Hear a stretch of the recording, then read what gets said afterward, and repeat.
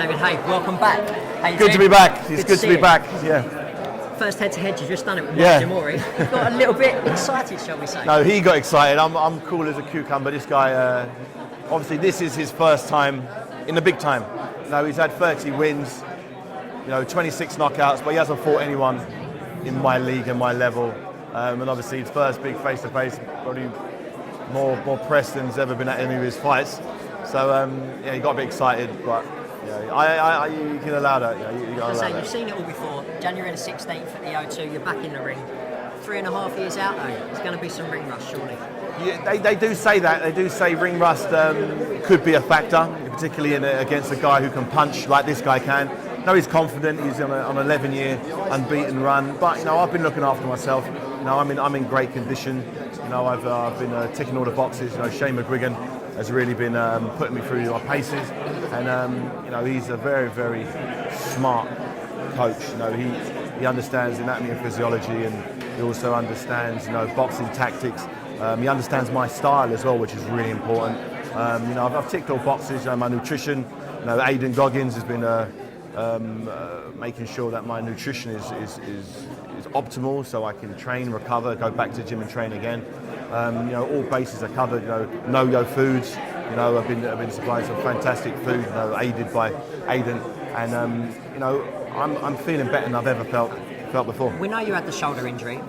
Why is it taking you so long to come back though? I mean, is it just a timing thing for you? It wasn't a time thing, it was a physical thing. When was I physically ready to 100% be sure I can get through those ropes?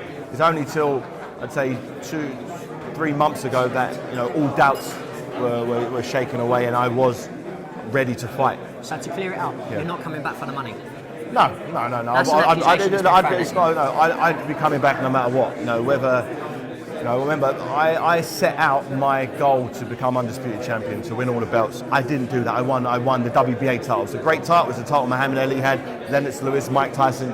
But I wanted to get all of them. And I said I'd retire before I was 31. I retired when I was 30, coming off a loss.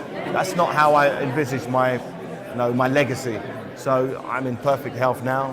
Why not do it again? Why not give the fans what they need? You mentioned Tyson Fury. You were supposed to face him before you got injured. He's fighting Vladimir Klitschko. How do you see that one going? You normally judge a fight by the caliber of the opposition both fighters have fought, and if you scrutinise Tyson Fury's record, you have to say the highest world-class fighter he's fought so far has been Derek Chisora, and he took him 12 rounds, and then he retired, I think, in the 11th round in one of his fights. So he wasn't able to knock down a Derek Chisora. If you can't knock down Derek Chisora, how are you supposed to knock down a Vladimir Klitschko? I knocked out Derek Chisora in 5 rounds. He couldn't do that. So what makes him think he can go over there and fight someone who's been dominant for over a decade? I don't see it happening personally. I know he's got loads of confidence. He says wild things, crazy things, but I don't see that fight working out in Tyson Fury's favour. Just finally, Tyson's had a lot to say about you recently. What have you got to say in response? No, the only reason Tyson's got a lot to say about me is because that's really all he's got to say. That's the only big name he can throw around.